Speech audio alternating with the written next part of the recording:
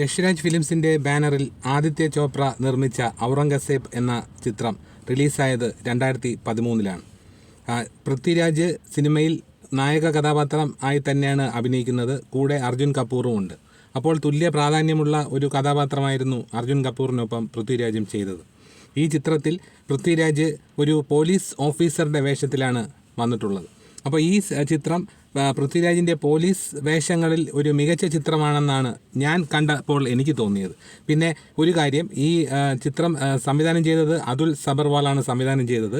ചിത്രം അന്ന് ഏറെ ശ്രദ്ധിക്കപ്പെട്ടില്ലെങ്കിലും നല്ലൊരു ചിത്രമായിരുന്നു ഔറംഗസേബ് എന്ന ചിത്രം. പിന്നെ പൃഥ്വിരാജിന് അന്ന് ഈ സൂപ്പർ സ്റ്റാർ പദവിയോ ആ സ്റ്റാർഡം പദവിയോ ഒന്നും ആ സ്റ്റാർഡം ലെവലിൽ പൃഥ്വിരാജ് എത്താതെ പോയത് കൊണ്ടായിരിക്കണം 2013 ഈ ചിത്രം ഒരു വലിയ ശ്രദ്ധിക്കപ്പെട്ട ഒരു ചിത്രമായി തോന്നിയില്ല. കളക്ഷനിലും ആവറേജ് തന്നെയായിരുന്നു, പക്ഷേ സിനിമ ഒരു മികച്ച ചിത്രം തന്നെയായിരുന്നു.